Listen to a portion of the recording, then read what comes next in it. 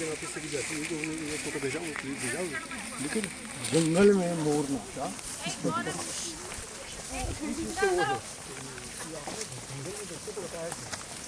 ऐसे करना है क्या? ऐसे करते हुए चलो, ऐसे करते हुए चलो।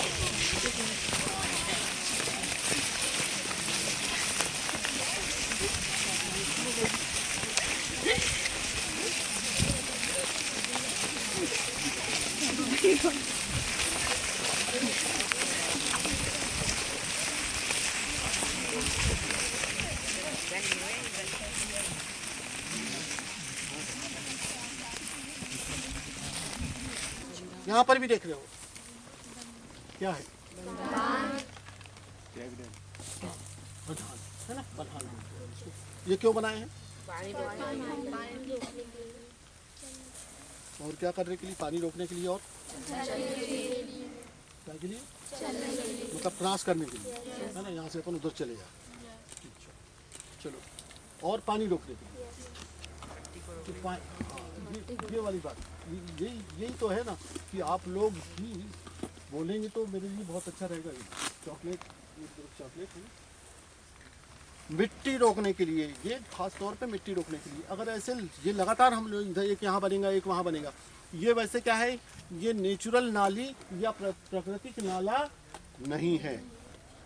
क्या है ये? क्या है ये हमारे द्वारा केटल प्रूफ ट्रेंच खोदी गई है। क्या इसको बोलते हैं? पशु अवरोधक खंती, ठीक है ना। ये हमने खोदा है, मिट्टी उधर डाली है, दिख रहा है। लेकिन चूंकि इसमें क्या है, पानी बह रहा है और इसलिए रोकना भी बहुत जरूरी है, मिट्टी को भी रोकना बहुत जरूरी है। इसलिए जो है ये चेक डैम बनाते हैं हम लोग, ठीक है ना। मिट्टी भी रुकेगी, पानी भी रुकेगा। अब एक सबसे महत्वपूर्ण मुद्दा ये है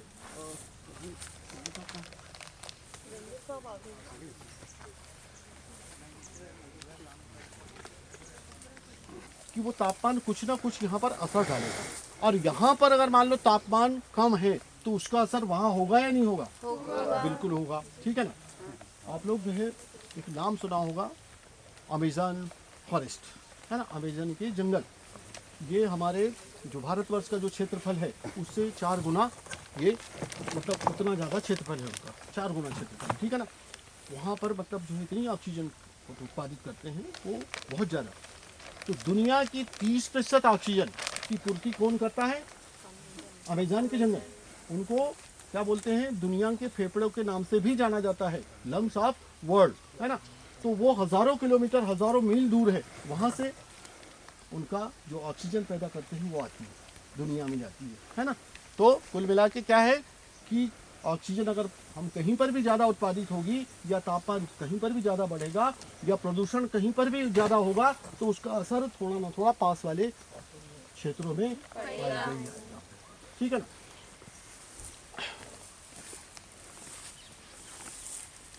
ये चेक डैम, इसको बोलते बधान। बधान के और क्या फायदे? मिट्टी तो रोकी, उसके साथ साथ क्या हुआ, इसके बाद में पानी भी नीचे जाएगा। पानी मैंने अभी कितने तापमान, बहुत सारी चीज़ें बताई, तापमान, पेड़ पौधों से क्या, खाद जो मिट्टी बनती है, सब कुछ तापमान है। तो अब पानी की बात अपन छोड़ दिए, पानी, है ना। पानी को अपन ने अभी छूटा हुआ है पानी। थोड़ा सा आप बोर तो नहीं हुए? नहीं तो मैं कहीं और आगे ले जाके बैठा के फिर बताऊँ। बोले, और कब इसका बहना बंद होता है और क्यों बंद होता है? भर जाता है। ये हमारे जो जीवन में ये जानकारी जो है ना, इसको हमको जानने की बहुत ज़्यादा आवश्यकता है, ठीक है ना। क्योंकि पानी का जो है ना, पानी जो नदी नालों में बहता है, जो नदी नालों में पानी बहता है, कुओं में जो पानी आता है, वो पानी केवल और केवल पेड़ पौधों के कारण ही है। कैसे? कैसे? देखिए, पानी जब बरसात होती है कि नहीं, अच्छा बरसात होती है, पहले बरसात कैसे होती है बता, इसी पर ही बात करनी पहले। पानी कहाँ से आता है? पानी कहाँ से आता है? बादल से आता है ना। बादल कहाँ से बनते हैं? समुद्र में जो पानी रहता है, नदियों में पानी रहता है, तालाबों में, नालों में जो पानी रहता है, भाप बन के जाता है ऊपर, ये संघनित होता है, बादल बन जाते हैं। फिर वो हवा चलती है जिस दिशा में, उस तरफ जाता है वो, है ना। और बरसात कहाँ होती है? अधिकांश पेड़ पौधे क्या करते हैं?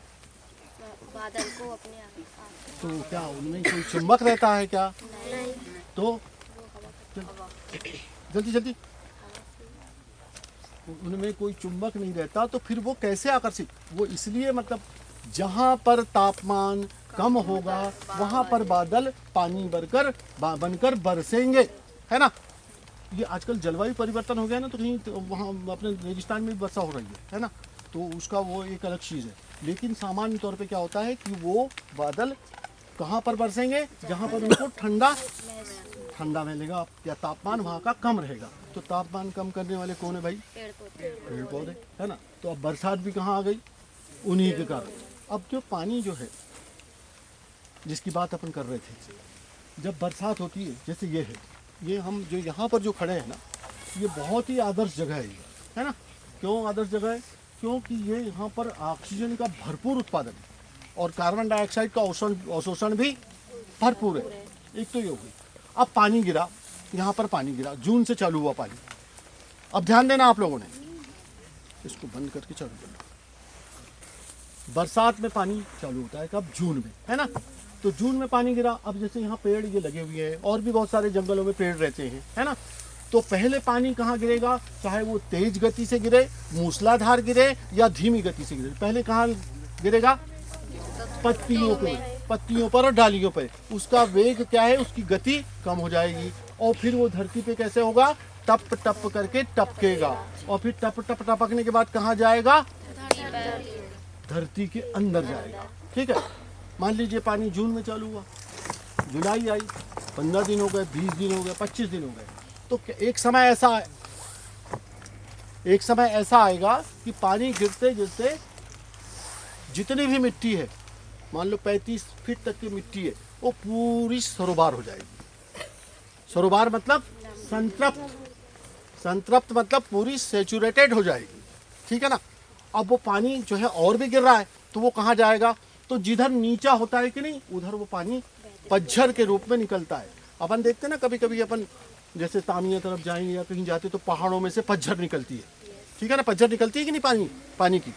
तो वो पतझड़ वही होती है जो पानी ऊपर गिरा है और जमीन के अंदर गया है वो, है ना। अब पानी अगर मान लीजिए पेड़ पौधे नहीं होते, पहाड़ों पे हो या यहाँ पर हो, तो क्या होता? पानी गिरता तो क्या होता? पानी बह के और सीधा नाले में जाता और नदियों में जाता। ठीक है ना। और मिट्टी को भी बहा के लेके जाता। ठीक है ना। अब मिट्टी को बहा के लेके जाता तो क्या होता कि नाले और नदी हमारे उथले हो रहे हैं। उथले होने के कारण क्या हो रहा है कि थोड़ी सी भी पानी गिरता है, ज़्यादा बाढ़ आती है तो वो फैल जाता है पानी। और जैसे गंगा जमुना है, उनमें तो बहुत ज़्यादा त्रासदी, पूरा बर्बादी पूरी हो जाती है ना। खेत बर्बाद हो जाते हैं, गांव बर्बाद हो जाते हैं। तो ये और अच्छा एक और चीज़ है, हमारे गांव में जो है कोई स्विमिंग पूल, कहीं कहीं तालाब जरूर है, ध्यान से सुनो आप लोग, तालाब जरूर है लेकिन स्विमिंग पूल वगैरह तो नहीं है ना। नहीं। ये हमारे जो गाँव के पास से कोई भी गांव बसता है, कहाँ बसता है? छोटी नदी हो या बड़ी नदी हो। तो ये नदियाँ क्या है, आजकल क्या हो रही है कि पेड़ पौधे नहीं होने के कारण, है ना, उतने दिन तक इसमें पानी रहता। अब वो नदियाँ उथली होने के कारण जो हमारे डोह है, डोह किसको बोलते हैं? कोई बता? डोह जहाँ ज़्यादा पानी या बहुत दिनों तक के पानी रहता है उसको डोह बोलते हैं। अब हम जो गांव के लोग हैं ना, तो हम लोग जो है उसी में तैरना सीखते हैं और मवेशी भी हमारी उसी में पानी ज़्यादा दिनों तक पानी रहता है पीती है ना, तैरना। क्योंकि बहता हुआ पहले नदियाँ 12 महीने बहती थी, तो डोह में ज़्यादा पानी रहता था। अब वो डोह भी उथले हो रहे, तो हमारे तैरने के लिए अब कोई स्थान नहीं बचा, है ना। तो तैरना भी सीख नहीं सकते, आना है तो हम स्विमिंग पूल में जाएं, तो तैरना सीखना है तो वहाँ सीखे, है ना। अच्छा, अब चलिए, पानी गिरा, धरती सरोबार हुई और उससे पतझड़ बन के निकलना चालू, तो वो जाएगी पहले नाले में, छोटे नाले में जाएगी, या नदी से सीधे, मतलब जैसे पहाड़ ऐसा है तो नदी में सीधे जाएगी उसकी पतझड़। और वो पतझड़ कब तक के चलेगी? पतझड़ कब तक चलेगी? वो पतझड़ जब तक बरसात होगी तब तक के, है ना। तो उसके बाद भी पानी बहता रहता है नदियों में, नालों में। तो कैसे बहता है, कहाँ से आता है वो? पतझड़ से आता है ना। तो देखिए वो पतझड़ कब तक चलेगी, है ना। वो पतझड़ जब तक ही चलेगी तब तक के नदी का बहाव रहेगा, है ना। एक वो शोले फिल्म का डायलॉग है, क्या याद है किसी को, कि बसंती जब तक तेरे पैर चलेंगे, है ना। वो तो वो वैसे ही है ना। तो जब तक के पतझड़ चलेगी तब तक जो है पानी का बहाव बना रहेगा। और ये पतझड़ कब तक चलेगी, जब तक कि आप लोगों का कहना है बरसात, जब तक मेरा कहना ये नहीं है। देखिए होता क्या है कि जैसे अब यहाँ पर है ये पत्तियाँ वगैरह है ना डालिए, सूरज के किरण, बरसात बंद हो गई, जानते बरसात बंद हो गई, अब क्या फिर भी नाले में नदी बह रहे हैं, है ना। उसका कारण क्या है कि नमी तो है अभी। अब नदी कैसे जाएगी, अगर मान लो ये घना वन नहीं रहता तो सूरज की किरणें पड़ती, है ना। तो इसमें से भी सूरज की थोड़ी थोड़ी किरणें पड़ेंगी, तो ये धीरे धीरे इसका पानी वाष्प बन के ऊपर जाएगा। तो 1 फीट गया, 2 फीट गया, 3 फीट गया, 4 फीट गया, 5 फीट गया, 10 फीट, 25 फीट। तो जितने फीट का वो पानी मतलब सूखेगा, वो उतनी वहाँ से वो पतझड़ बंद होती चली जाएगी, है ना। और लास्ट में क्या होगा कि जब पूरा 35 फीट या 40 फीट जमीन है, मिट्टी है, तो वो पूरी सूख गई, तो पूरी पतझड़ बंद हो जाएगी। लेकिन जब हमारे जंगल कम होंगे, घने नहीं होंगे, पेड़ पौधे बिल्कुल भी नहीं होंगे, तो वो जल्दी से सूखे और भाप बन जाएगा, है ना। और उतनी ही जल्दी हमारा जो नाले का या नदी का बहाव है वो बंद हो जाएगा। तो पेड़ पौधे ज़्यादा जहाँ घने रहेंगे, उन नदी नालों का बहाव ज़्यादा दिनों तक रहेगा। मैंने एक प्रश्न पूछा था, ये जैसे पहले आपकी करहान नदी है, पेच नदी पूरी 12 महीने बहती थी, और भी हमारी बहुत सारी नदियाँ हैं तो 12 महीने बहती थी। तो मैं पूछा था कि करहान तरफ गया था ना, लाहौर साइड में, उनसे पूछा कि भाई ये क्यों कम हुआ, इसका बहाव क्यों बंद हो रहा है। तो बोले कि साहब ये तो इसमें क्या है कि सिंचाई ज़्यादा करते हैं, है ना। लेकिन देखिए सिंचाई ज़्यादा जरूर करते हैं, ये बात ठीक है, ज़्यादा जरूर हो रही सिंचाई, लेकिन अगर मान लो पतझड़ आपकी बरकरार है, तो भले ही वो पहले इतनी बड़ी धारा बहती होगी, अब इतनी सी धारा तो लगातार बहेगी कि नहीं बहेगी।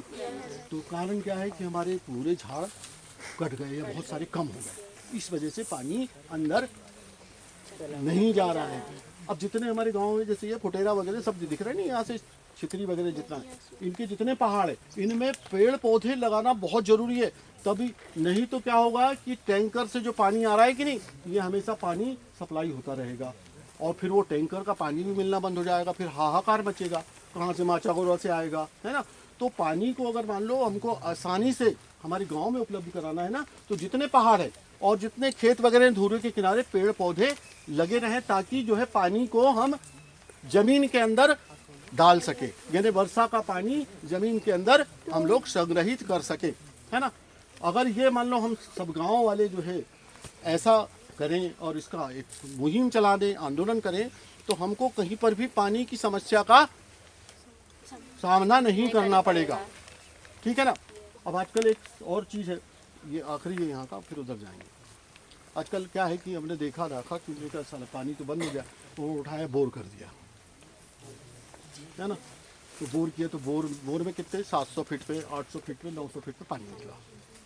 अब ये बोर में जो पानी है ये कहाँ से आता है, इसको कहते हैं भूगर्भीय जल। क्या कहते हैं इसको? भूगर्भीय जल। तो ये पानी जो है कहाँ से आ रहा है, भूगर्भ से आ रहा है। अब ये कैसे रिचार्ज होता है, जरा ध्यान देंगे आप लोग।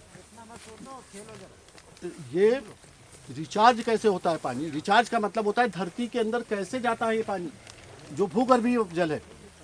उधर कौन है भाई, जो भूगर्भीय जल है वो जमीन के अंदर, ये सबसे महत्वपूर्ण प्रश्न है कि हम इसको लगातार इसका दोहन कर रहे हैं, किसका, भूगर्भीय जल का। और ये जैसे कि एक पेट्रोल पंप होता है ना, उसमें टैंकर होते कि नहीं अंदर, पेट्रोल उसमें जैसे खत्म होता है या खत्म होने के पहले उसमें पेट्रोल उसके अंदर अपन डालते हैं या डीजल डालते हैं, तब जाके हमको डीजल पेट्रोल मिलता है। अब ये पानी जो है उतना मतलब अंदर नहीं जा पा रहा है, बरसात का पानी जो ये रिचार्ज होता है, लेकिन वहाँ जहाँ पर बहुत ज़्यादा घने जंगल है और जहाँ पर पानी ज़्यादा गिर रहा है, तो वो पानी धीरे धीरे, पहले तो मिट्टी होगी, पहले मिट्टी सरोबार होगी, और फिर उसके बाद में वो चट्टानें रहती है, तो चट्टानों के अंदर से वो जगह देखता है जाने की, और फिर बड़ी मुश्किल से उसके अंदर जाता है वो, है ना। तो ये जो पानी धरती के अंदर है, ये हजारों सैकड़ों सालों का पानी उसके अंदर गया हुआ ये पानी है, और अपन लोग निकाल रहे हैं। तो अगर मान लीजिए हम पेट्रोल टैंक में या जहाँ पर पेट्रोल पंप है वहाँ पर पानी या पानी अपन टैंक में पेट्रोल नहीं डालेंगे और निकालते ही रहेंगे तो खत्म हो जाएगा। यही स्थिति हमारे ये भूगर्भीय जल की है ना। हम निकालते जा रहे हैं। अभी जो वर्तमान में है हम लोग 70% मतलब 70% जल इसका विदोहन कर चुके हैं। मतलब कुल मिला के ये है कि हम निकालते कितना है, मान लीजिए हम दोहन कर रहे हैं, मान लो 10%, या मतलब मान के चलो हम 10 टैंक दोहन कर रहे हैं, 10 टैंक निकाल रहे हैं, और रिचार्ज कितना अंदर कितना जा रहा है, 1 टैंक, है ना। तो इस तरह से चल रहा है। और ये अगर मान लो हमको वो पानी भी अगर नहीं मिला तो हम लोग बहुत ज़्यादा परेशानी में। आपने पेपर में पढ़ा होगा, बहुत सारे टीवी में आता है कि अगला विद्युत काय के लिए होगा, पानी के लिए होगा। तो वो यही बात है, ठीक है ना। तो पानी को धरती के अंदर या प्रवेश डालने वाला या रिचार्ज करने वाला या धरती के अंदर संग्रहण करने वाले कौन है, पेड़ पौधे। ये जो हम जो चेक डैम वगैरह बनाते हैं इससे भी जाता है पानी अंदर। कुछ पर्कोलेशन, जैसे ये टैंक है इससे भी जाएगा। जो हम तालाब देख के आ रहे हैं ना, कुछ टैंक तालाब ऐसे बनाए जाते हैं जिससे उसी कारण बनाए जाते हैं कि धरती के अंदर वो पानी, उसको बोलते हैं पर्कोलेशन टैंक। उसमें सिर्फ केवल वो पानी, उनसे कोई सिंचाई विचाई नहीं होती है ना। बहुत सारे ये जो एग्रीकल्चर वाले, कृषि विभाग वाले बनाते हैं, ठीक है ना। खत्म होना भी एक कारण है सर। हाँ वही, यही ये पतझड़ जो है ना, मैंने जो बताया ना, कि हम लोग सर तालाब का बिल्कुल उपयोग भी बंद कर दिए हैं, कुओं का उपयोग बंद कर दिए हाँ हैं। वो भी कारण है। और ये जो रिचार्ज जो है ना, ये जो पानी उपयोग में लाते हैं ना अपन उसका कुओं का, तो वो भी जल्दी मतलब खत्म हो रहा है, इसलिए कि ये पतझड़ हमारी बंद हो जाती है। तो सर पेयजल यहाँ पे टैंकर से आ रहा है? सर यदि गाँवों में मैं एक एग्जाम्पल दे रहा हूँ, हो सकता है नहीं भी आ रहा होगा, या हो सकता है यहाँ बहुत पे सारे गाँव पानी कौन सा पीते हो आप लोग? नहीं, कहीं कहीं स्थिति गर्मी के दिनों में आ जाती है ना, गर्मी के दिनों में निश्चित आती है। हाँ, तो पानी टैंकर से लाना पड़ता है, और वो उसमें बहुत ज़्यादा मतलब जो है स्थिति खराब होती है। वो फिर उसमें फिर वो आगे वाली बात है, वो मतलब जैसे टैंकर एक लाया तो 10 चार्ज किया, तो वो भी। और ये जानबूझ करके पता नहीं हो।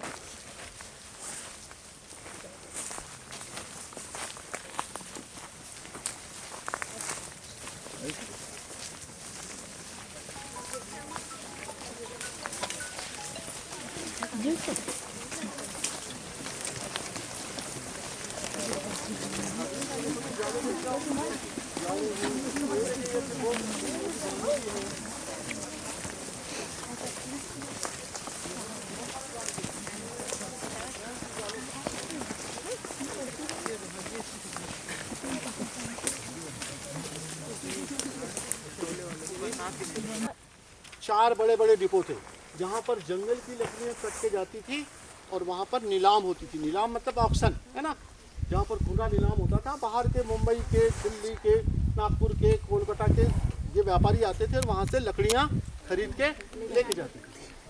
वर्तमान में क्या है कि लकड़ियाँ उतनी उत्पादित नहीं हो रही है क्योंकि हम जंगल काटना हमने कम कर दिया, ठीक है ना। उसका कारण आप समझ रहे हो, है ना, बताया मैंने आपको। तो अभी वर्तमान में हमारे यहाँ कितने डिपो हैं? केवल एक डिपो है, वो भी सुतामा आमला में।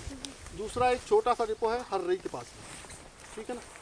तो ये 2 डिपो बचे हैं, एक में जिसमें सबसे बड़ा डिपो अपने यहाँ सुतामा, वहाँ पर लकड़ी जंगल से कट के जाती है।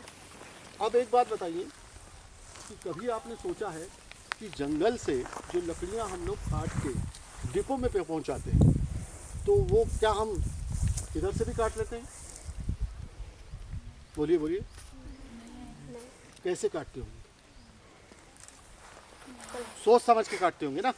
और कुल्हाड़ी से तो काटेंगे ही भाई, कुल्हाड़ी आरी से, है?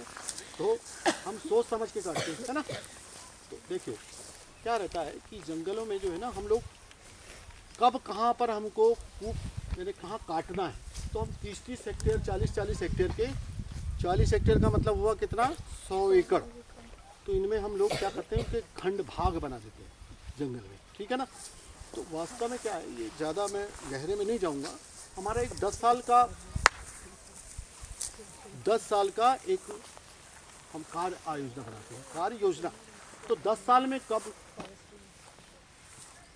उधर जिसने भी अगर ध्यान दिया तो मैं फिर उनको सजा ही दूंगा। मैं यहाँ पर यहीं पर ही डांस करवाऊंगा, ठीक है ना, उनको बात है ना। तो क्या होता है कि ये जंगल में बहुत सारे हम लोग ऐसे भाग बना देते हैं, है ना। तो कब हमको काम करना है, कहाँ पर जंगल काटना है, किस भाग में काटना है, ये पहले से तय रहता है। इस साल कौन सा काटना है, आने वाले साल कौन सा काटना है, और फिर उसके बाद में कौन सा काटना है। ठीक। अब देखिए कि जब हमको उसको कहते हैं कूप, वो जो भाग रहता है ना कि किस कूप में हमको कब काटना है, उसको कहते हैं कूप, है ना। तो किस कूप में कब काटना है ये पहले से निश्चित रहता है। ठीक है। अब जिस भी कूप में, जैसे मान लीजिए हमको अगले साल उसकी कटाई करना है, तो हम क्या करेंगे, इस साल उसमें काटने के लिए क्या करते हैं, झाड़ को चिन्हांकित करते हैं, कैसे, गेरू डामर वगैरह से। ठीक है ना।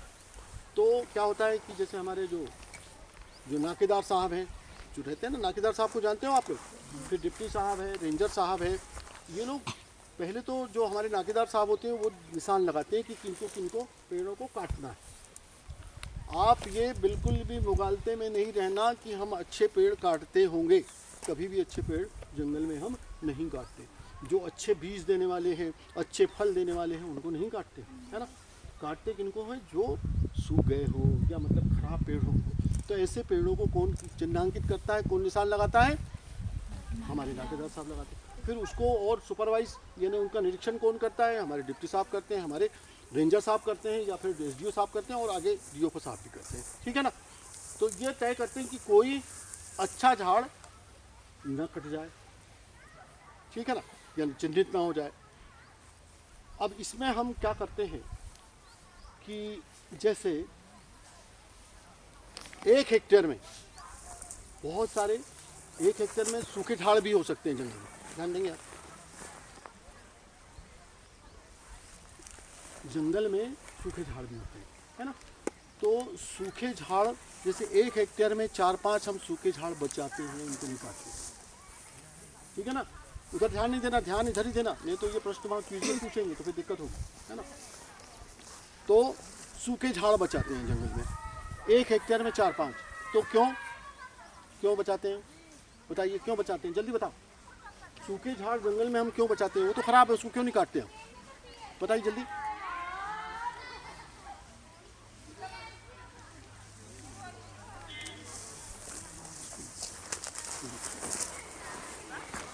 उनको हेक्टेयर में बचा देते हैं। क्यों बचाते हैं, इसलिए कि बहुत सारे ऐसे पक्षी होते हैं जो सूखे झाड़ पर ही बैठते हैं। बहुत सारे पक्षी ऐसे होते हैं जो सूखे झाड़ पर ही बैठते हैं। ठीक है ना। तो इसलिए उनको झाड़ों को रखना बहुत ज़रूरी है। ठीक। दूसरा, अगर वो झाड़ नीचे गिर भी गए तो क्या होगा, खाद बनेंगी, सड़ेंगे तो खाद बनेंगी ना। तो इसलिए उनको मतलब इसलिए छोड़ना ही चाहिए उनको। ठीक है। खोखले झाड़ भी हम 1 हेक्टेयर में 4-5 छोड़ते हैं। खोखले, जैसे वो दिख रहा है खोखला, वो क्यों छोड़ते हैं, जल्दी बताओ भाई। सब लोग सब जानते हो आप लोग। जीव जंतु रहते हैं, जीव जंतु उसमें आवाज करते हैं, बहुत सारे पक्षी उसमें घोंसला बनाते हैं। इसलिए जो है इनको भी रखना बहुत जरूरी है, इसलिए इनको भी नहीं काटते। अच्छा, अब देखिए कि यहाँ पर तो एक झाड़ यहाँ है, एक झाड़ यहाँ दिख रहा है, एक झाड़ दिख रहा है ना।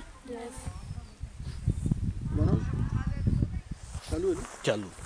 तो एक झाड़ यहाँ दिख रहा है, एक झाड़ यहाँ दिख रहा है। ये प्लांटेशन है, ये प्लांटेशन किया। ये गाय का खमेर का झाड़ है, खमेर बोलते हैं इसको, है ना। सीवन भी बोलते हैं, खमेर। ठीक। लेकिन जंगल में क्या होता है कि बहुत सारे झाड़ नज़दीक भी होते हैं, है ना। कहीं कहीं बहुत ज़्यादा, एक यहाँ, एक यहाँ, एक यहाँ। मैंने आपको बताया था कि एक जगह अगर बहुत सारे झाड़ हो गए तो वो प्रकाश के लिए लड़ेंगे, और काय के लिए, मिट्टी और पानी के लिए लड़ेंगे, है ना। तो वो फिर अपने आप मरेंगे। तो इसलिए उनको ज़्यादा मतलब उनका अंतर बढ़ाना बहुत ज़रूरी है। अंतर कैसे बढ़ेगा कि हम बीच के पेड़ निकालते हैं। तो हम ऐसे पेड़ों को काटते हैं कि जो ज़्यादा दिनों तक हरे रहते हैं ना, या जिनमें पत्तियाँ, मैंने बताया था ना आपको, शुरू में बताया था कि जिनमें पत्तियाँ ज़्यादा दिनों तक के रहेगी उनमें ऑक्सीजन ज़्यादा उत्पादन होगा और कार्बन डाइऑक्साइड का अवशोषण ज़्यादा दिनों तक के होगा, है ना।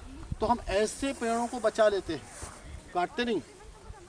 भीड़ में काटना है तो हम किसको काटेंगे, सागौन को काटेंगे, क्योंकि सागौन हमारे लिए उतना पर्यावरण की दृष्टि से उतना ज़्यादा अच्छा नहीं है। ठीक है, उनको काट देते हैं। अब एक तो भीड़ में काटा हमने, फिर बोले वृक्षों को बचाया, सूखे वृक्षों को बचाया, और इसके बाद कौन से और बचाते हैं हम लोग? जो फलदार वृक्ष हैं जैसे जामुन हुआ या और बेर हुआ, ये बहुत सारे, इनको बिल्कुल भी नहीं काटते। फलदार वृक्षों को बिल्कुल नहीं काटते। क्यों नहीं काटते बताइए आप, जल्दी बताओ भाई, क्यों नहीं काटते, क्या कारण है? तो फल देते तो क्या होता है उससे? फल देते तो उसका उपयोग क्या होता है? खाने के लिए कौन खाता है? मनुष्य लोग पक्षी खाते हैं, बहुत सारे वन्य प्राणी खाते हैं, जैसे बेर है, भालू खाता है, बहुत सारे हैं, है ना। तो फलदार को बिल्कुल भी नहीं काटते। फिर जो है, अभी बात कर रहे थे अपन विलुप्त होने वाले। विलुप्त होने वाले मतलब गायब होने, यानी जो कम हो गए और विलुप्त होने की कगार पे दुनिया से पूरे, है ना, पूरी प्रजातियाँ। तो ऐसे पेड़ों को भी हम नहीं काटते, है ना। तो कौन से पेड़, 2-3 के नाम गिनवाता हूँ मैं। एक तो शीशम हुआ, शीशम भी विलुप्त होने वाले में आ गया। सलाई मोइन, सलाई मोइन जो होती है ना, जिसके खंबे ला के हम शादियों में लगाते थे पहले थुरियाँ, जिसमें से पीके निकल जाती थी बाद में, 15 दिन बाद में झाड़ बनता हो, है ना। मोइन और सलाई, इनको भी नहीं काटते। ठीक। दूसरा, इसके अलावा हम क्या क्या बताया मैंने अभी आपको, कौन से? एक तो खोखले, सूखे, है ना, फलदार, और जो विलुप्त होने वाले हैं। और एक और पेड़ नाम याद, उसको हम बोलते हैं और फॉरेस्ट क्वीन के नाम से भी जानते हैं। फॉरेस्ट क्वीन मतलब क्वीन ऑफ फॉरेस्ट, है ना, जंगल की रानी। जंगल का सबसे गोरा पेड़ होता है, उसका नाम गुल्लू बोलते हैं, कुरलू भी बोलते हैं, और कढ़ाई भी बोलते हैं। वो सफ़ेद होता है, उसमें से गोंद निकलता है ना। वो भी बिल्कुल मतलब बहुत ही कम हो गया। कुरलू बोलते हैं उसको, जंगल की रानी के नाम से उसको हम जानते हैं, जंगल की रानी के नाम से हम जानते हैं। ठीक है, तो ऐसे पेड़ों को नहीं काटते। अब ध्यान देंगे आप लोग, ये हो गए। उसके अलावा क्या होता है कि जो छोटे नाले, जो हमारे जहाँ पर हम जंगल काट रहे हैं, छोटे नाले अगर उनके अंदर से जाते हैं तो उसके 20 मीटर इधर और 20 मीटर इधर वो चौड़ी पट्टियाँ हम नहीं काटते। क्यों नहीं काटते भाई? वो वहाँ के पेड़ काटते ही नहीं, हम कभी भी नहीं काटते। तो क्यों नहीं काटते, कोई बताए? नाला या छोटी नदियाँ होती ना, उनके 10 मीटर इधर चौड़ी पट्टी, 20 मीटर इधर और 20 मीटर इधर चौड़ी पट्टी नहीं काटते। क्यों नहीं काटते? मिट्टी को रोकते हैं वो, ठीक है ना, मिट्टी को रोकते हैं वो, और पूरा उधर से भी मिट्टी आती है उसको भी रोकते हैं। और वो जो नाले का जो आकार है, अगर वो नहीं रहेंगे तो नाले का आकार वो कट के और बढ़ता चला जाएगा, ठीक है ना। तो इसलिए उसको वहाँ नहीं काटते। और जो बड़ी नदियाँ हैं, जो कन्हान नदी है, बेच नदी है, इनके किनारे 200 मीटर इधर और 200 मीटर इधर, इन चौड़ी पट्टियों में हम बिल्कुल भी नहीं काटते। वो भी इसीलिए नहीं काटते, ठीक है ना। तो हम जो है जंगल में वही पेड़ काटते हैं जो खराब है, और जो जैसे अच्छे बीज देने वाले हैं, हरे रहने वाले हैं, इनको हम बचाते हैं। और इंडेंजर्ड मतलब विलुप्त होने वाली प्रजातियों को भी हम नहीं काटते। ठीक, तो ये बात हो गई। अब एक सबसे वो मनोज, इसको बंद करके फिर चलो। हेक्टेयर में बचा देते हैं। क्यों बचाते हैं? इसलिए कि बहुत सारे ऐसे पक्षी होते हैं जो सूखे झाड़ पर ही बैठते हैं। बहुत सारे पक्षी ऐसे होते हैं जो सूखे झाड़ पर ही बैठते हैं, ठीक है ना। तो इसलिए उनको झाड़ों को रखना बहुत ज़रूरी है। ठीक। दूसरा, अगर वो झाड़ नीचे गिर भी गए तो क्या होगा? खाद बनेगी, सड़ेंगे तो खाद बनेगी ना। तो इसलिए उनको मतलब इसलिए छोड़ना ही चाहिए उनको, ठीक है। खोखले झाड़ भी हम 1 हेक्टेयर में 4-5 छोड़ते हैं। खोखले, जैसे वो दिख रहा है खोखला, वो क्यों छोड़ते हैं? जल्दी बताओ भाई, सब लोग सब जानते हो आप? जीव जंतु रहते हैं, जीव जंतु उसमें आवाज करते हैं, बहुत सारे पक्षी उसमें घोंसला बनाते हैं। इसलिए जो है इनको भी रखना बहुत जरूरी है, इसलिए इनको भी नहीं काटते। अच्छा, अब देखिए कि यहाँ पर तो एक झाड़ यहाँ है, एक झाड़ यहाँ दिख रहा है, एक झाड़ ही दिख रहा है ना। चालू है ना? चालू। तो एक झाड़ यहाँ दिख रहा है, एक झाड़ यहाँ दिख रहा है। ये प्लांटेशन है, ये प्लांटेशन किया। ये काय का? खमेर का झाड़ है, खमेर बोलते हैं इसको, है ना। सीवन भी बोलते हैं, खमेर, ठीक। लेकिन जंगल में क्या होता है कि बहुत सारे झाड़ नजदीक भी होते हैं, है ना। कहीं कहीं बहुत ज़्यादा, एक यहाँ, एक यहाँ, एक यहाँ। मैंने आपको बताया था कि एक जगह झाड़ एक जगह एक जगह अगर बहुत सारे झाड़ हो गए तो वो प्रकाश के लिए लड़ेंगे और काय के लिए, मिट्टी और पानी के लिए लड़ेंगे, है ना। तो वो फिर अपने आप मरेंगे। तो इसलिए उनको ज़्यादा मतलब उनका अंतर बढ़ाना बहुत ज़रूरी है। अंतर कैसे बढ़ेगा कि हम बीच बीच के पेड़ निकालते, तो हम ऐसे पेड़ों को काटते हैं कि जो ज़्यादा दिनों तक हरे रहते हैं ना, या जिनमें पत्तियाँ, मैंने बताया था ना आपको, शुरू में बताया था कि जिनमें पत्तियाँ ज़्यादा दिनों तक के रहेगी उनमें ऑक्सीजन ज़्यादा उत्पादन होगा और कार्बन डाइऑक्साइड का अवशोषण ज़्यादा दिनों तक के होगा, है ना। तो हम ऐसे पेड़ों को बचा लेते हैं, काटते नहीं। भीड़ में काटना है तो हम किसको काटेंगे? सागौन को काटेंगे, क्योंकि सागौन हमारे लिए उतना पर्यावरण की दृष्टि से उतना ज़्यादा अच्छा नहीं है, ठीक है, उनको काट देते। अब एक तो भीड़ में काटा हमने, फिर बोले वृक्षों को बचाया, सूखे वृक्षों को बचाया, और इसके बाद कौन से और बचाते हैं हम लोग? जो फलदार वृक्ष हैं जैसे जामुन हुआ या और बेर हुआ, ये बहुत सारे, इनको बिल्कुल भी नहीं काटते। फलदार वृक्षों को बिल्कुल नहीं काटते। क्यों नहीं काटते बताइए आप, जल्दी बताओ भाई, क्यों नहीं काटते? क्या कारण है? तो फल देते तो क्या होता है उससे? फल देते तो उसका उपयोग क्या होता है? खाने के लिए कौन खाता है? मनुष्य लोग। पक्षी खाते हैं, बहुत सारे वन्य प्राणी खाते हैं, जैसे बेर है, भालू खाता है, बहुत सारे हैं, है ना। तो फलदार को बिल्कुल भी नहीं काटते। फिर जो है, अभी बात कर रहे थे अपन विलुप्त होने वाले मतलब गायब होने, यानी जो कम हो गए और विलुप्त होने की कगार पे दुनिया से पूरे, है ना, पूरी प्रजातियाँ। तो ऐसे पेड़ों को भी हम नहीं काटते, है ना। तो कौन से पेड़, 2-3 के नाम गिनवाता हूँ मैं। एक तो शीशम हुआ, शीशम भी विलुप्त होने वाले में आ गया। सलाई मोइन जो होती है ना, जिसके खंबे ला के हम शादियों में लगाते थे पहले, थुनियाँ, जिसमें से पीके निकल जाती थी बाद में, 15 दिन बाद में झाड़ बनता हो, है ना। मोइन और सलाई, इनको भी नहीं काटते, ठीक। दूसरा, इसके अलावा हम क्या क्या बताया मैंने अभी आपको, कौन से? एक तो खोखले, सूखे, है ना, फलदार, और जो विलुप्त होने वाले हैं। और एक और पेड़, नाम याद, उसको हम बोलते हैं और फॉरेस्ट क्वीन के नाम से भी जानते हैं। फॉरेस्ट क्वीन मतलब क्वीन ऑफ फॉरेस्ट, है ना, जंगल की रानी। जंगल का सबसे गोरा पेड़ होता है, उसका नाम गुल्लू बोलते हैं, कुरलू भी बोलते हैं, और कढ़ाई भी बोलते हैं। वो सफ़ेद होता है, उसमें से गोंद निकलता है ना। वो भी बिल्कुल मतलब बहुत ही कम हो गया। कुरलू बोलते हैं उसको, जंगल की रानी के नाम से उसको हम जानते हैं,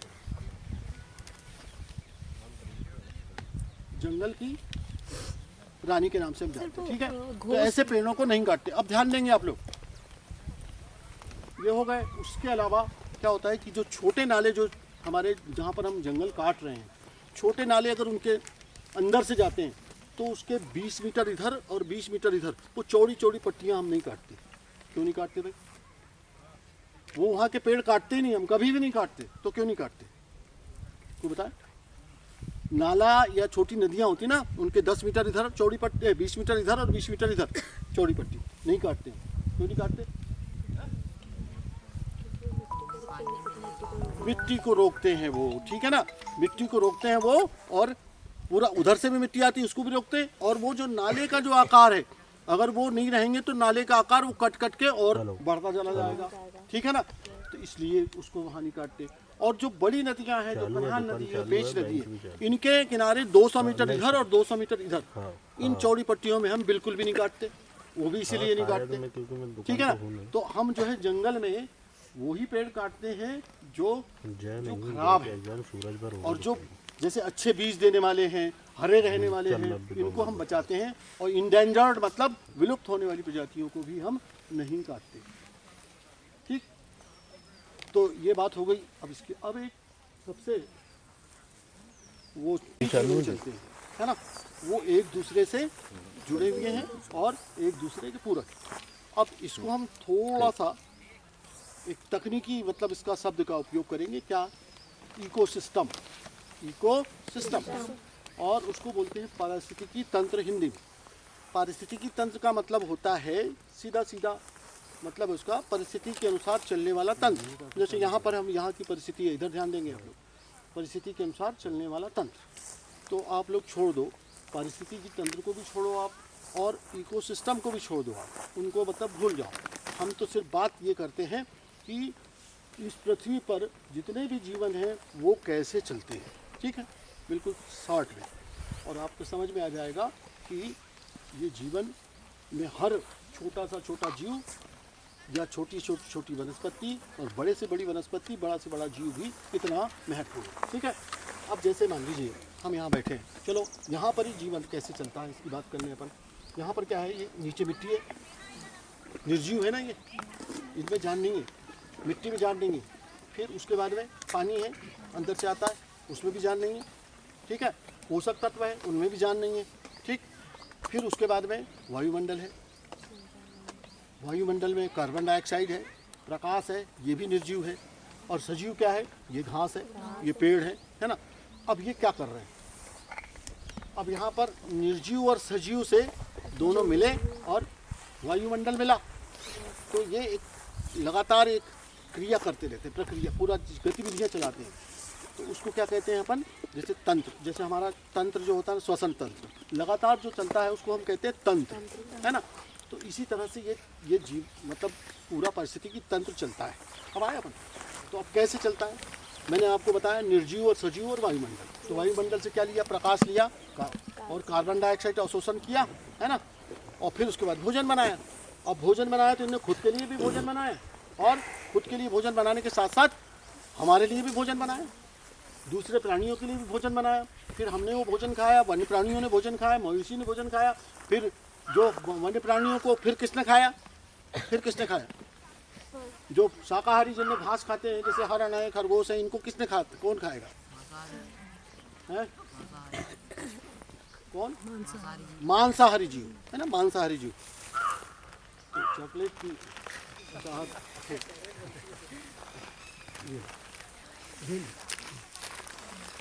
तो मांसाहारी ने खाया, मांसाहारी क्या है, तेंदुआ है, टाइगर वगैरह है ना। अब जैसे इसने खाया, अब और ध्यान देने वाली बात आती है, और ध्यान देने वाली बात ये आती है कि जैसे उसने भी खा लिया, टाइगर ने भी खा लिया। अब टाइगर को तो कोई खाने वाला बचा नहीं, है ना। तो टाइगर कैसे मरेगा, टाइगर अपने खुद लड़ेगा, आपस में लड़ेंगे, जब ज़्यादा हो जाएंगे तो मर जाएंगे। टाइगर भी मरा, ये पेड़ पौधे भी मरे, घास भी मरी, है ना, सब मर गए, पूरे मरे। तो फिर कहाँ आएंगे, यहाँ ज़मीन में आए, तो ज़मीन में सड़ेंगे, फिर मिट्टी बनी, फिर वो मिट्टी से फिर पेड़ पौधों ने और घास ने लिया, फिर ये ऐसा ये चक्र चलता ही रहेगा, ठीक है ना। अब इसमें अगर मान लीजिए हमने अगर बाधा पहुंचाई, हमने घास ही तो समाप्त कर दिया या पेड़ पौधे, तो फिर वो शाकाहारी नहीं रहेंगे ना, शाकाहारी नहीं रहेंगे तो फिर क्या होगा, मांसाहारी नहीं रहेंगे, मतलब पूरा का पूरा चैन ही टूट जाना है। इसको क्या कहते हैं, खाद्य श्रृंखला और खाद्य जाल। बहुत सारी खाद्य श्रृंखलाएं चलती है, उनको मिलकर जाल बनाती है, ये चलता लगातार, ये चलती है ना। और जंगल में जहाँ पर अच्छा जंगल है वहाँ पर सबसे ऊपर कौन है, अभी बताया मैंने, ये भोजन श्रृंखला में सबसे ऊपर कौन है,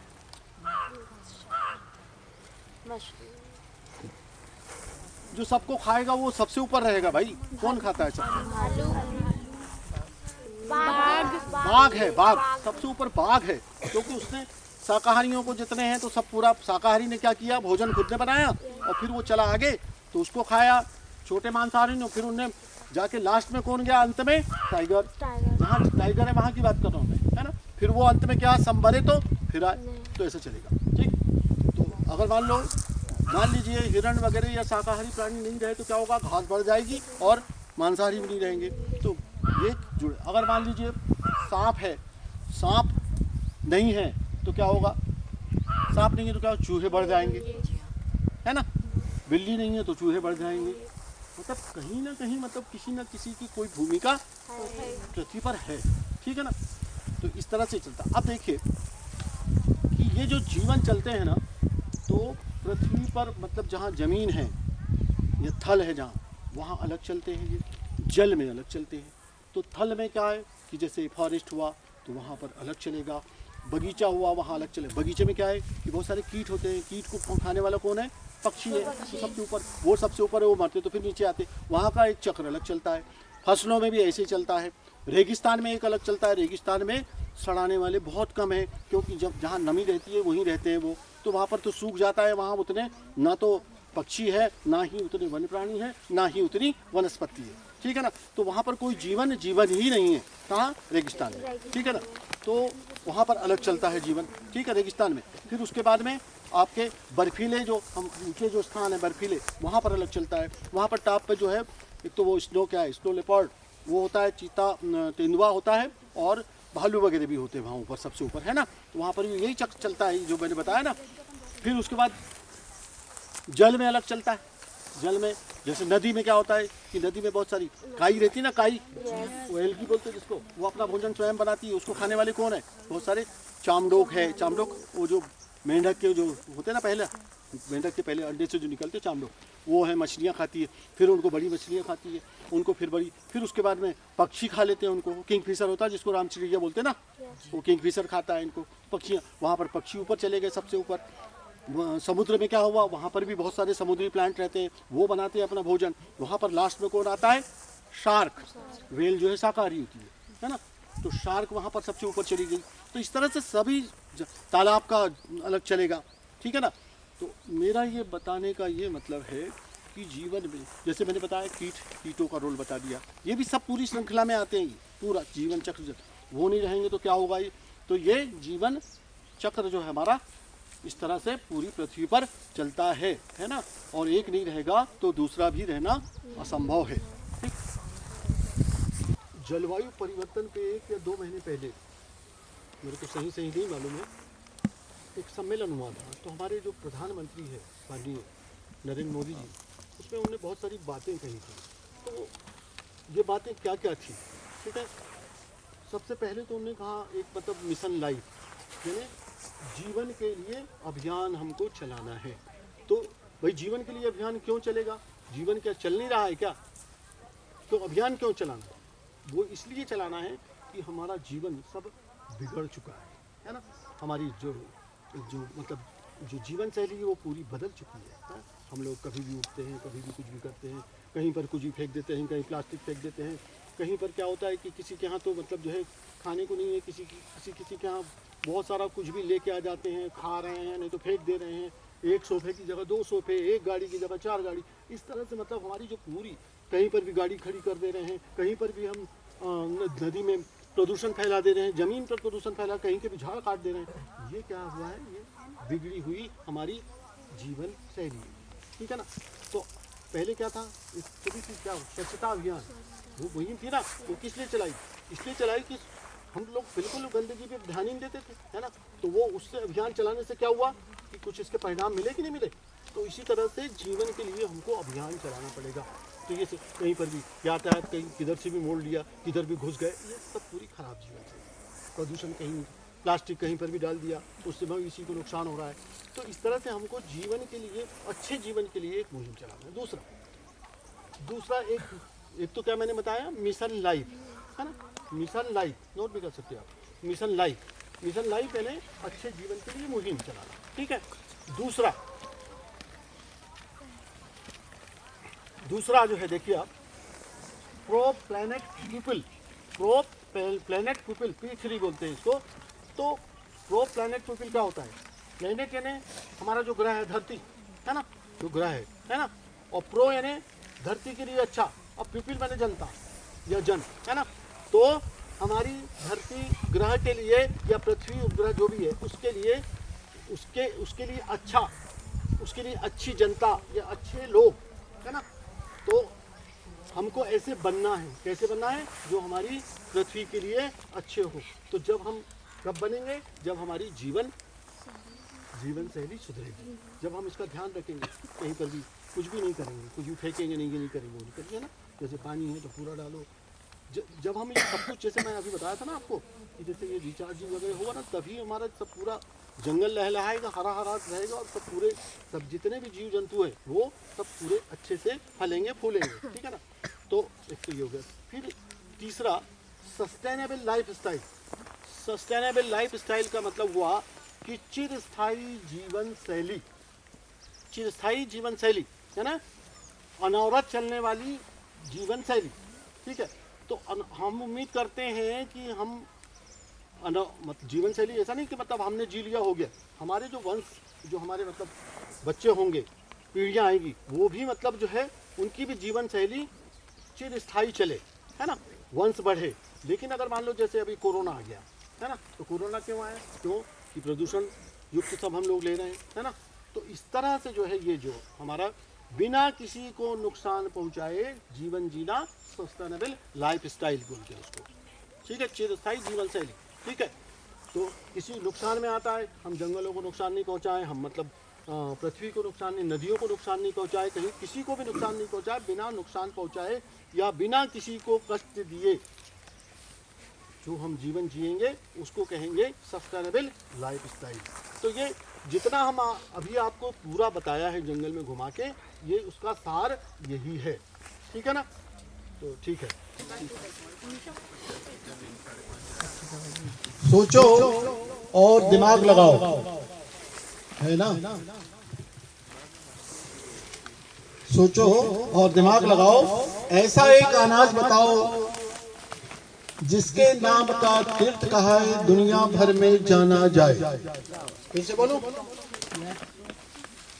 सोचो और दिमाग लगाओ। ऐसा एक अनाज बताओ जिसके नाम का तीर्थ कहा है दुनिया भर में जाना जाए। मक्का, मक्का ना करो करो, हाँ बोलो, ये बीच वाली, हाँ गलत जवाब। हाँ चलो, आप किसने हाथ उठाया था? हाँ बोलो, गलत जवाब। हाँ बोलो, बिल्कुल सही जवाब, खड़े होकर बोलो, मक्का, बिल्कुल सही, मक्का मदीना, ठीक है ना। मक्के का महल तो अभी हमने इनने बताया था। नाम बोलो, नाम बोलो। नवीन साहू, नवीन साहू, क्लास भाई तालियां, जोरदार तालियां। पर भाइयों मैं रहती हूँ, सूरज की कास्मिक किरणों से सभी जीवों की जान बचाती हूँ। फिर से, हाँ बोलो, गलत जवाब। हाँ बोलो, खड़े होकर बोलो, हाँ बोलो जल्दी, खड़े होकर बोलो। बिल्कुल सही जवाब, ओजोन। बहुत जोरदार तालियां इनके लिए। ओजोन, ओजोन, ओजोन काय से मतलब पतली हो रही है उसकी सतह, क्या बताया था ना मैंने, काय से पतली हो रही है? प्रदूषण से, कार्बन डाइऑक्साइड से, ठीक। आराधना पट्टी, पूरा नाम बोलो। अंतिम पहेली, बिना कान के सुनने वाला, नीचे गोरा ऊपर काला। क्वेश्चन पास, ये पहली पास हो गई, अभी किसी को इसका इनाम नहीं मिलेगा। अब अंतिम पहेली, पत्थर पर पत्थर, पत्थर पर पत्थर, पत्थर पर पैसा, बिना पानी के घर बनाए वह कारीगर कैसा? बोलो, गलत जवाब। फिर से बोलो, खड़ी हो। हाँ दीमक, बिल्कुल गलत जवाब। हाँ और कोई? पत्थर पर पत्थर, पत्थर पर पैसा, बिना पानी के घर बनाए वह कारीगर कैसा? गलत। अरे यार, मकड़ी है ना, मकड़ी। हाँ बोलो, मकड़ी, तुम बैठ जाओ, चलो खड़े हो जाओ। वो जो किसी की सुनाई नहीं बोलना। मकड़ी बिल्कुल सही जवाब, जोरदार तालियां, जोरदार तालियां।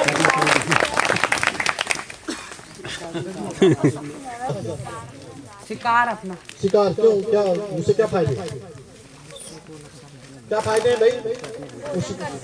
भोजन करती है तो वो कौन से कीड़ों को खाती है? कीटों को, अपने जाल में फंसे हुए कीड़ों को खाते हैं। तो वो कीड़े के हमारे लिए बहुत अच्छे होते हैं क्या?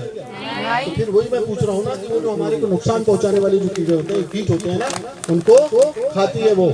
बहुत सारे जाले मिलते हैं। अब जो है भैया,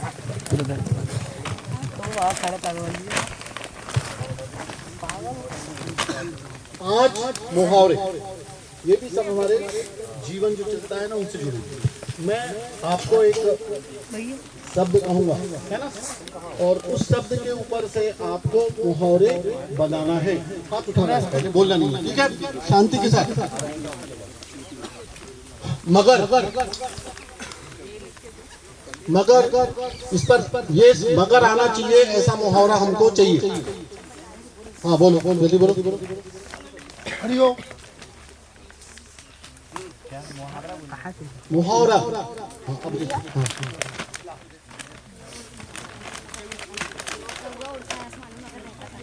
बहुत ही कुछ भी आपने उसको जमाया नहीं ठीक ढंग से, बैठ जाओ। हाँ बोलिए। और कोई मगर शब्द आना चाहिए उसमें, मुहावरा बनाएंगे। मुहावरा एक माइक और है, एक माइक और है।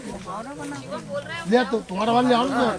मगर शब्द, मगर तुम्हारा बारह बात से बोलो। मुहावरा बताना है। हाँ अंधे की लाठी एकमात्र सहारा। नहीं मगर आना चाहिए उसमें, मगरमच्छ जो होता ना, मगर आना चाहिए। मैं ऐसे ही जो एक शब्द बोलूंगा वो ऐसा मुहावरा बताओ जिसमें वो आए, मगर। हाँ मगर आना चाहिए। अब समझ गए ना? हाँ बोलिए। कोई और कोई मगर हिंट दूं क्या? जंगल में रह के शेर से बैर करना है। तो हाँ बिल्कुल पास है, बहुत अच्छा बताया। पानी में रहते मगर मच्छ से बैर करें। ठीक है। अब दूसरा, अब तो हो गया ना, जान गए ना कैसे बनते मुहावरे। चलिए दूसरा, भैंस। इसमें बहुत सारे मुहावरे हैं, जो सबसे अच्छा मुहावरा बताया। हाँ बोलो बोलो। लास्ट बिल्कुल सही। और आप खड़ी रहो और बोलो दूसरा मुहावरा। बिल्कुल सही जवाब, गई भैंस पानी में। बहुत अच्छा, गई भैंस पानी में, है ना। अब भैंस का क्या महत्व है बताइए। जो जितने जीवन चलते हैं भैंस का क्या महत्व है? भैंस दूध देती है और क्या करती है? गोबर देती है। बिल्कुल सही है। और क्या करती है? दूध देती है और गोबर। और दूसरा देखिए, एक सबसे महत्वपूर्ण है, उसके ऊपर गोचड़ी लगती है कि नहीं? गोचड़ी क्या बोलते हैं ना, वो गोचड़ी कौन खाता है? पक्षी खाते हैं, इसलिए वो पक्षियों का भोजन भी बनाती है भैंस। सरपंच साहब बताया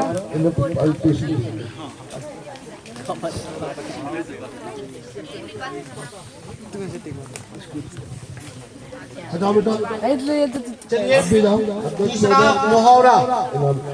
मुहावरा, मछली। ताली बजा भाई, ताली नहीं बजा रहा।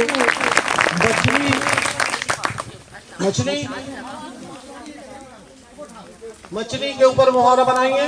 हाँ बोलो। मछली जल की रानी है। अरे ये तो कुछ भी कविता बोल दी यार।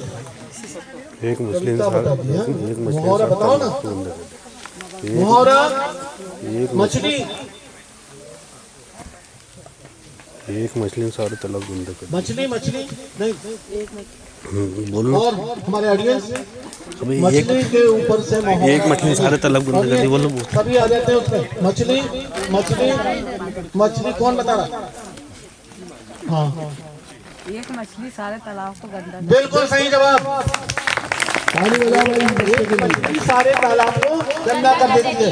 अब मछली का महत्व बताइए। चलिए आप पुरस्कार दीजिए आप लोग। मछली का महत्व बताएं आप लोग। क्या है ये? पानी में जो जीवन चलते हैं, इधर ध्यान दीजिए आप।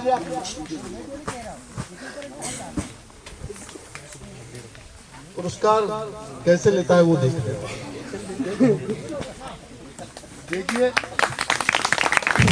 2-3 बच्चे जवाब दे रहे हैं, पीछे वाले तो बिल्कुल एक भी आंसर नहीं आया है। तो मछली का क्या महत्व है? सबसे ज्यादा महत्वपूर्ण मुहावरे नहीं है ये। मछली का क्या महत्व बताइए। जलीय जीवन में क्या? वो तो ठीक है, लेकिन ये मछली हमारा भी भोजन है। और मछली क्या है कि छोटी छोटी और मछलियों को खाती है और ये दूसरों का भोजन भी बनती है। ये महत्व है उसका, है ना। हमारे प्रदेश की राजकीय मछली का नाम बताएंगे कोई? महाशेर। महाशय बिल्कुल सही जवाब। इनको पुरस्कार तालियां होगा। हमारे आ जाओ बेटा, नाम बता बेटा जरा।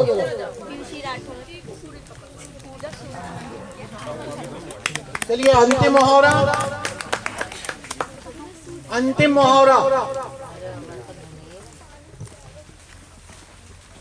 बिल्ली। अंतिम मुहावरा। हाँ बोलो। ये भी सही है, खड़े हो जाओ। और कोई दूसरा मुहावरा? जिसकी बिल्ली उसी से मैं आऊँ। हाँ, और कोई दूसरा? हाँ बोलो क्या? और कोई मुहावरा बिल्ली के ऊपर? ये भी ठीक है। Very good, और सही। तीसरा मुहावरा? खड़े रहो। तीसरा मुहावरा सबसे अच्छा मुहावरा भूल रहे हैं आप लोग। खिसियानी बिल्ली कम्बल लोचे। 900 चूहे खाकर बिल्ली हज करने चली। चलिए आप लोग प्राइज दीजिए। बिल्ली का क्या महत्व है? बिल्ली का क्या महत्व है जो जीवन चलते हैं? जल्दी बताएं आप लोग। बिल्ली का क्या महत्व? बिल्कुल सरल है। बिल्ली का क्या महत्व है बताएं।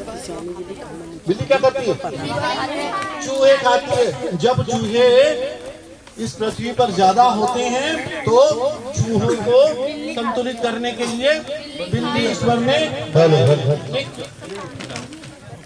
चलिए अब अपन बीच पे आ रहे हैं। 5 पे 5 ठीक। उसके बाद जाना है, माइक से जवाब दो।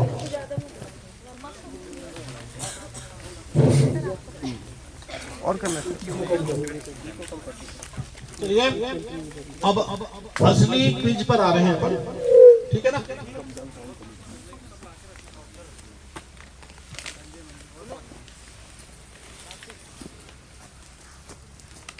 कुछ दिनों पहले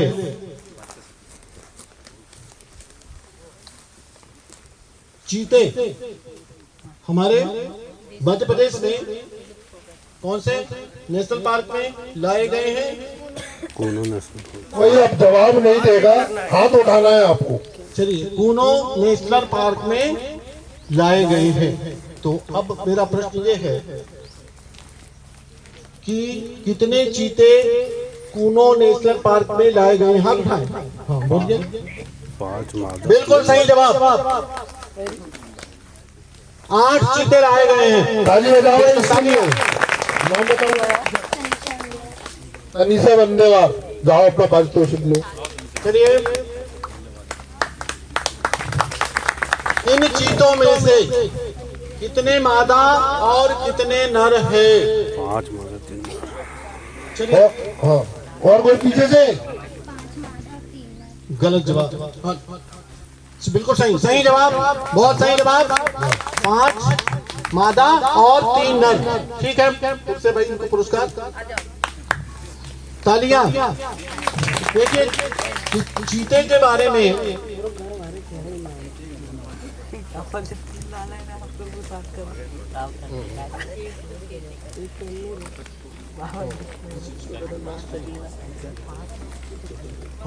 चीते हमारे देश से, ध्यान से सुनिएगा, चीते हमारे देश में अंतिम बार 1947 में दिखाई दिए थे। कब दिखाई दिए थे? 1947 में। और इनको विलुप्त कब से माना गया? कब घोषणा की गई? 1952 में। ठीक है ना। और फिर से चीते हमारे यहाँ बस गए हैं। ठीक। अच्छा एक बात, एक प्रश्न और है चीतों के ऊपर से। चीता में चार जो मांसाहारी प्राणी ना उनके नाम लो। ठीक। तो आपको ये बताना है कि इनमें से कौन कौन से प्राणी, मांसाहारी प्राणी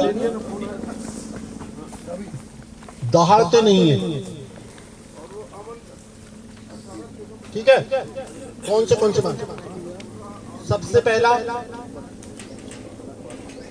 टाइगर बने बाघ, दूसरा लायन यानी चीता, तीसरा चीता तेंदुआ, गुर्राता है, चौथा चीता। कौन सा मांसाहारी प्राणी इसमें से दहाड़ता नहीं है? बिल्कुल सही जवाब, चीता। बिल्कुल सही। चीता किसने बोला? खड़े जाओ। चीता गुर्राता है, दहाड़ता नहीं है। चीता। नाम बताओ अपना। शिवम सूर्यवंशी। चलो हाँ चीते। लास्ट प्रश्न है, मेरा अंतिम प्रश्न है। सबसे पहले कूनो नेशनल पार्क में चीते कब छोड़े गए थे? कौन सा दिनांक? दिनांक बताना है। हाँ बोलिए। 17 सितंबर। बिल्कुल सही जवाब, 17 सितंबर। आ जाओ। माननीय क्या दिसंबर बोली क्या? सितंबर होगी ना। 17 सितंबर को माननीय हमारे जो प्रधानमंत्री हैं नरेंद्र मोदी जी के जन्म दिवस पर ये चीते छोड़े गए थे। अंतिम प्रश्न चीतों के बारे में ही है। ये चीते कौन से देश से हमारे यहाँ लाए गए थे? कौन से देश से? कौन से देश से? कौन से देश से लाए गए थे? हाँ बोलो बोलो। अफ्रीका। हाँ ये तो महाद्वीप का नाम है। हाँ बोलिए। क्या? बिल्कुल सही जवाब, नामीबिया। नामीबिया से लाए गए थे। आओ इधर आओ।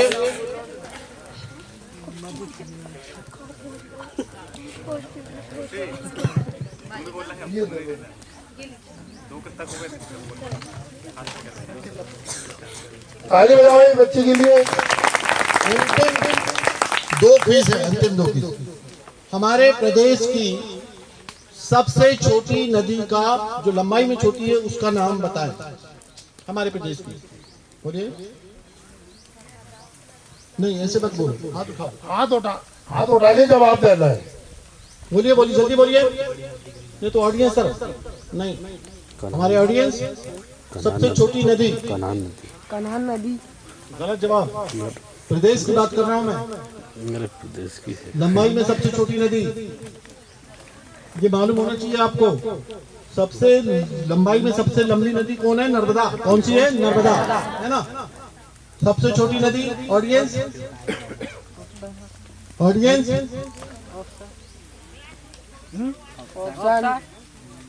सबसे छोटी नदी का नाम नोट कर लीजिए। तवा तवा तवा तवा नदी। और ये तवा नदी का जो महत्व है बहुत। तवा नदी पर एक बांध भी बना हुआ है, बोरी अभ्यारण्य के अंतर्गत आता है ये। और दूसरा सबसे महत्वपूर्ण सारनी थर्मल पावर, यानी सारनी में भी इसमें एक बड़ा डैम है जो थर्मल पावर जो चलता है इसी के पानी से चलता है, तवा नदी के पानी से। ठीक है ना। अंतिम है ये तवा नदी कहाँ से निकली, उद्गम इसका बताइए जल्दी बताओ। तवा का उद्गम कहाँ से निकली है ये? भाई हमारे जिले का मामला है ये, पता होना चाहिए ना। गोपतराई से निकली। गलत जवाब। गोपतराई दमुआ जिला, दमुआ तहसील। बोलिए। हाँ बोलो। गुप्तराज। हैं? कौन सा? गुप्तराज। गलत जवाब। गुप्तराज। गोपतराई नहीं, गोपतराई से कन्हान निकली। गोपतराई से कन्हान निकली है, बिल्कुल सही है। गोपतराई से कन्हान। ये जो तवा नदी है ये हरदागढ़ के पास से हरियागढ़ जो है वहां पर हरियागढ़ से निकली है ये। आप नोट कर लीजिए आप लोग, है ना। तवा नदी हमारे प्रदेश की सबसे छोटी नदी है और ये इसका उद्गम जो है हरियागढ़ जामई तहसील। ठीक है। चलिए अब मैं ये माइक जो है हमारे खुसरी साहब को देता हूँ। पेड़ों से धरती सजाएंगे, पर्यावरण बचाएंगे। पेड़ों से धरती सजाएंगे, आओ हम पौधे लगाएंगे। पेड़ों से धरती सजाएंगे, आओ हम पौधे लगाएंगे। पेड़ों से धरती सजाएंगे। वन प्राणी है जंगल की शोभा, वन प्राणी है जंगल की शोभा। वन प्राणी है जंगल की शोभा, वन प्राणी है जंगल की शोभा। करते हैं ये वन की सुरक्षा, करते हैं ये वन की सुरक्षा। इनका जीवन बचाएंगे, पेड़ों से धरती सजाएंगे। इनका जीवन बचाएंगे, पेड़ों से धरती सजाएंगे। आओ हम पौधा लगाएंगे, पेड़ों से धरती सजाएंगे। आओ हम पौधा लगाएंगे, पेड़ों से धरती सजाएंगे। स्वच्छता का अभियान चलाएंगे, स्वच्छता का अभियान चलाएंगे, स्वच्छता का अभियान चलाएंगे, स्वच्छता का अभियान चलाएंगे। हर गाँव गली को सुंदर बनाएंगे, पेड़ों से धरती सजाएंगे। गाँव गली को सुंदर बनाएंगे, पेड़ों से धरती सजाएंगे। आओ हम पौधे लगाएंगे, पेड़ों से धरती सजाएंगे। आओ हम पौधे लगाएंगे, पेड़ों से धरती सजाएंगे। कोरोना है महामारी, कोरोना है महामारी, दूर ही रहना नर और नारी, दूर ही रहना नर और नारी। कोरोना को भगाएंगे, पेड़ों से धरती सजाएंगे। पेड़ों से धरती सजाएंगे। आओ हम पौधे लगाएंगे, पेड़ों से धरती सजाएंगे। आओ हम पौधे लगाएंगे, पेड़ों से धरती सजाएंगे। बहुत बहुत धन्यवाद, बढ़िया।